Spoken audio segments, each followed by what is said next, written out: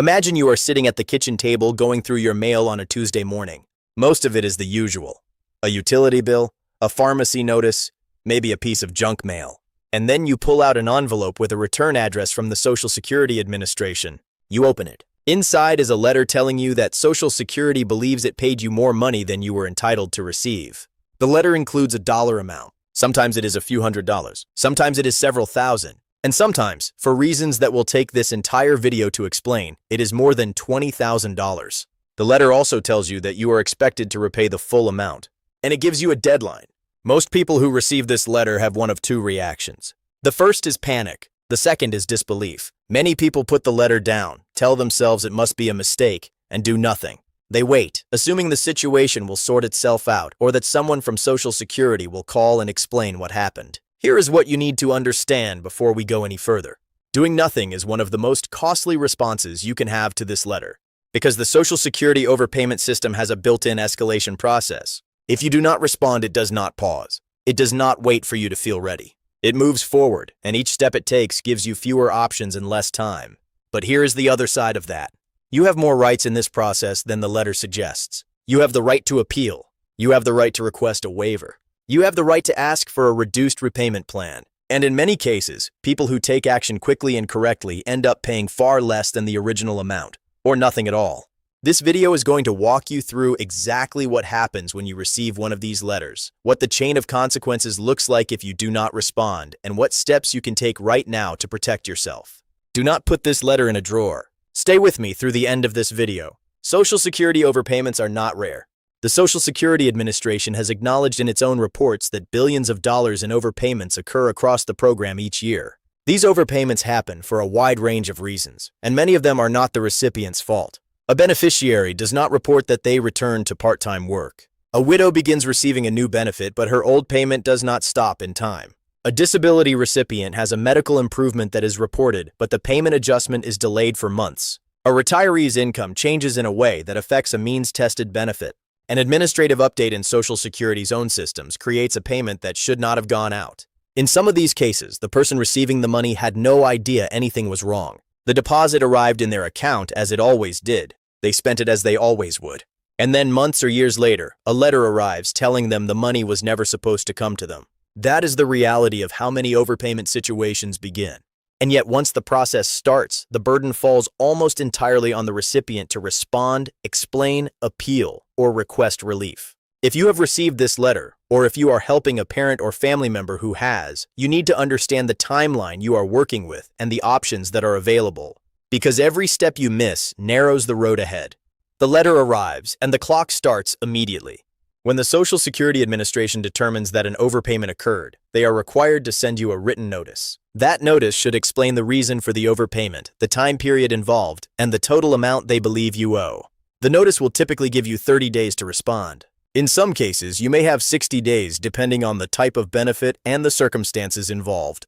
But 30 days is the default assumption you should work from unless your letter says otherwise. That 30-day window is not just a suggestion. It is the beginning of the legal clock for your rights in this process. Here's what most people do not realize. Within that 30-day window, you have 3 separate options available to you, and you may use more than one of them. You can pay the full amount back. You can request a repayment plan with smaller monthly payments. You can request a waiver, which asks Social Security to forgive the debt entirely because repaying it would cause financial hardship or because the overpayment was not your fault.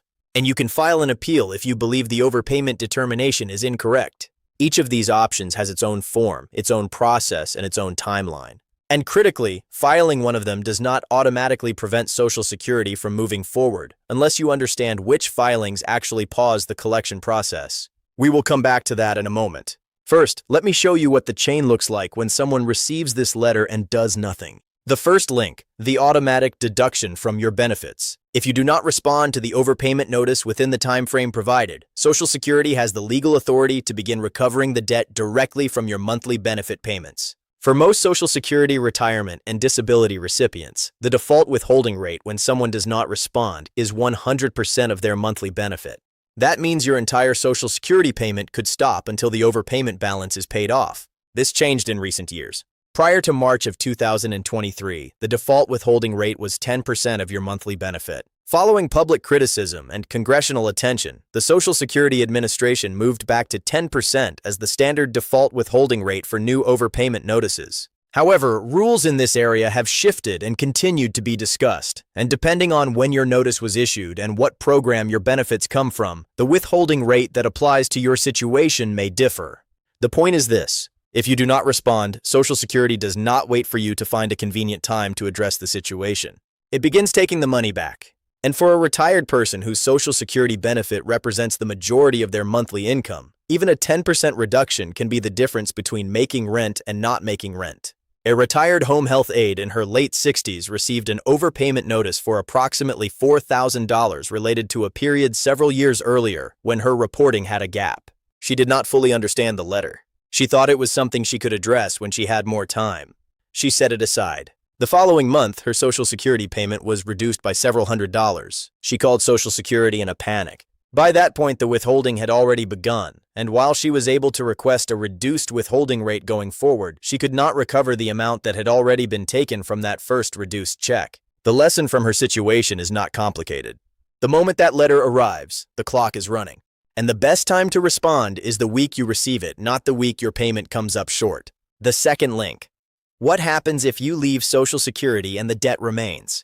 Here is a piece of the overpayment chain that surprises people who are still working or who transition from disability benefits to retirement benefits. Social Security overpayment debts do not disappear. They follow you. If you have an outstanding overpayment balance and you leave one type of benefit, the debt transfers. If you eventually begin collecting a different Social Security benefit, including spousal benefits or survivor benefits, Social Security can resume collecting the overpayment from those payments. The debt can also affect your spouse in certain situations. If a surviving spouse begins collecting survivor benefits on the record of someone who had an unresolved overpayment balance, in some circumstances that debt can complicate the benefit process. And the debt can be referred to the Treasury Department for additional collection activity, including the offset of federal tax refunds. This is not meant to frighten you. It is meant to show you clearly why an overpayment notice is not something that fades away on its own. The only reliable way to address it is to engage with the process directly and to do so within the time frame the letter provides. The third link, the appeal you did not know you could file. Let us step back now, because this is the part most people miss entirely. If you believe the Social Security Administration made a mistake, meaning you believe the overpayment did not occur, the amount is wrong, the time period is wrong, or the reason given is incorrect, you have the right to appeal. The appeal is called a request for reconsideration. You file it using SSA Form 561. And here is the critical piece of timing. If you file the appeal within 30 days of the overpayment notice, Social Security is generally required to stop any collection activity until the appeal is resolved. That means the deduction from your monthly benefit should not begin while the appeal is pending, as long as you filed within that 30-day window. If you wait past 30 days, you may still be able to file an appeal up to 60 days after the notice, but you lose the automatic protection against collection during the appeal period. Social Security may begin collecting even while your case is being reviewed. Many seniors who receive overpayment notices have legitimate grounds for appeal. The stated overpayment period may be inaccurate. The income or work activity that triggered the notice may have been reported correctly but processed incorrectly. The benefit calculation that created the overpayment may have been based on outdated information. If you have any reason to believe the letter contains an error, the appeal is the right path to take first. And it needs to happen fast. The fourth link, the waiver nobody told you to request. Even if you accept that the overpayment is legitimate, there is still a powerful option available that most people never use. It is called a waiver of overpayment recovery. You file it using SSA Form 632. A waiver is a request asking Social Security not to collect the debt at all. You are not disputing the overpayment.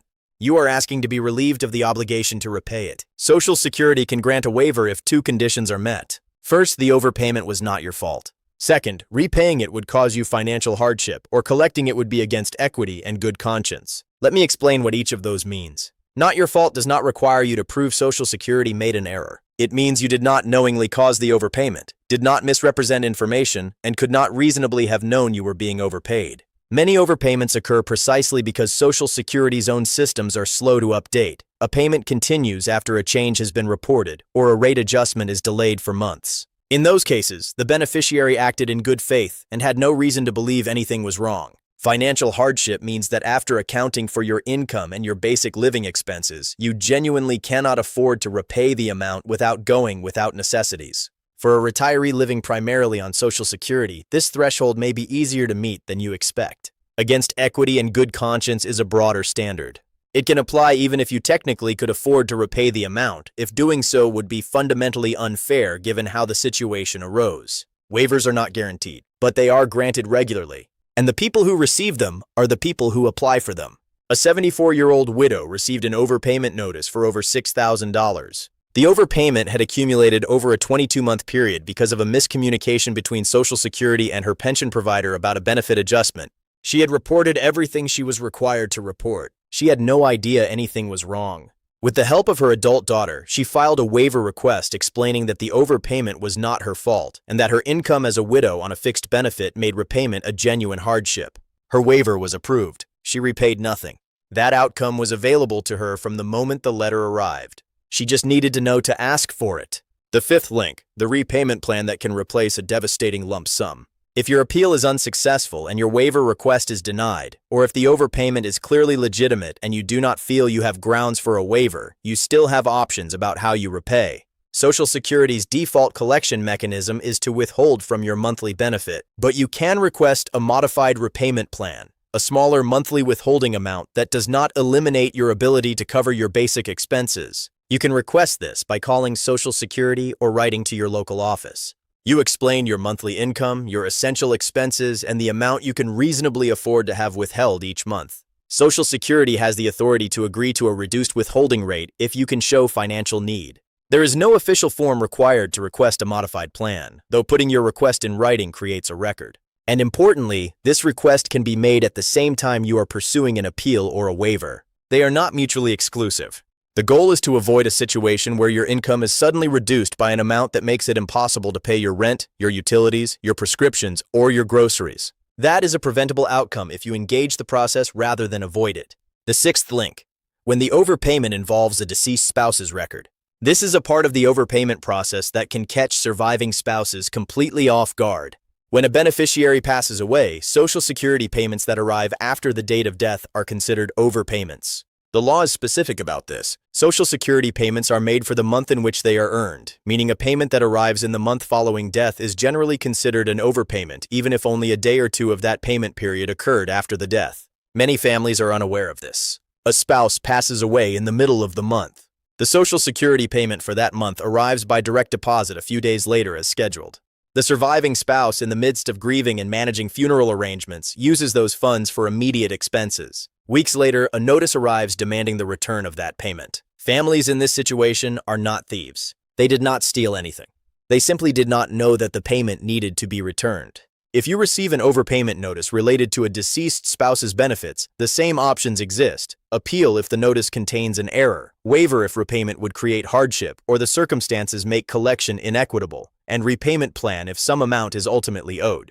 But you need to respond within the same 30-day window, even while you are managing everything else that comes with losing a spouse. If you are an adult child helping a parent navigate this situation in the weeks after a death, be aware that these notices can arrive and have short response windows. Make sure the surviving parent's mail is being reviewed and that someone is there to help if a letter like this arrives. What to do the day you receive the letter. Before we get to the formal checklist, let me give you a plain English picture of what the first week should look like. Read the letter completely. Identify the reason Social Security says the overpayment occurred, the time period involved, and the exact dollar amount.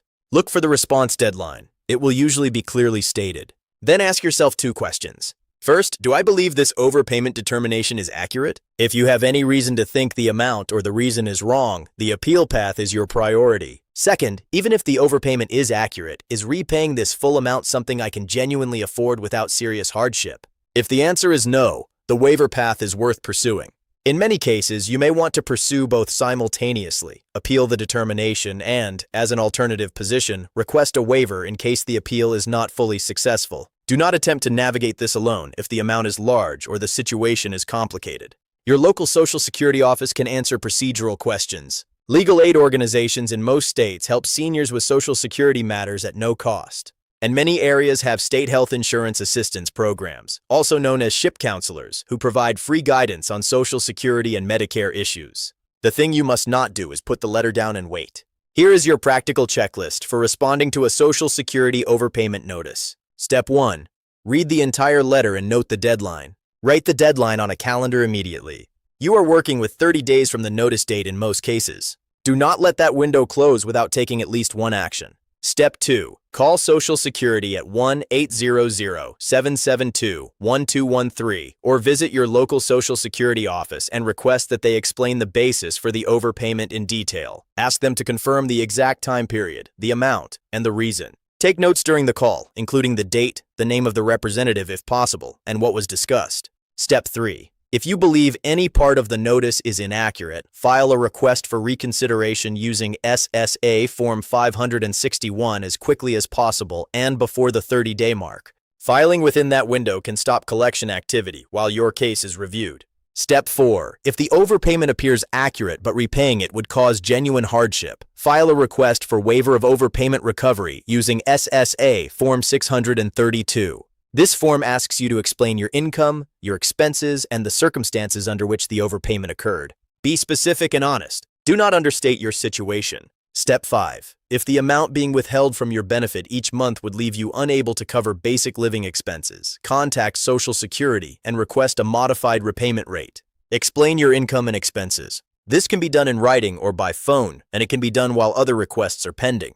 Step 6. If the notice involves a deceased spouse's benefits, do not assume the full amount must be repaid before you understand the options. A waiver based on good faith and financial circumstances can apply here as well. Step 7. Do not send money or make any payment before you fully understand your options. Paying the full amount back immediately may resolve the debt, but if you had grounds for a waiver that would have eliminated the obligation entirely, an early payment cannot easily be reversed. Step 8. Seek free help if you need it. Legal aid organizations, SHIP counselors, and nonprofit senior assistance programs exist in every state specifically to help with situations like this. A quick search for your state name followed by legal aid for seniors or SHIP counselor will help you find local resources. Let me bring this back to where we started. A Social Security overpayment letter is serious. It has a real deadline. It can result in automatic deductions from your benefit payments if you do not respond. And the longer the chain of inaction runs, the fewer options remain.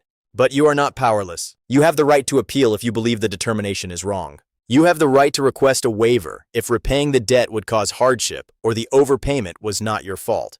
You have the right to negotiate a repayment plan that does not strip your monthly income down to nothing. None of those rights protect you if you never use them. The letter in your hand is not the end of a process. It is the beginning of one. And how you respond in the first 30 days will determine almost everything about how the situation resolves. If you are a widow or widower, if you are receiving disability benefits, if you have recently changed your work situation or your income, or if you have been helping a parent manage their benefits, this information applies to you or the people you care about. Keep that letter, read it carefully, and take the first step this week. If this video helped you understand something you did not know before, I want to ask you to do one simple thing. Comment the word letter below right now. It tells me this topic matters to you and helps me know to cover more Social Security protection topics in the weeks ahead. I have follow-up content planned on Social Security survivor benefits, what to do if your benefit is reduced without warning, and the appeal process in more detail. If you know someone who receives Social Security, a parent, a neighbor, a friend living alone, please share this video with them. A letter like this can arrive at any time. The people who know what to do in the first 30 days are the ones who keep their options open. Subscribe if you have not already, and take care of the paperwork. It is protecting you more than you know.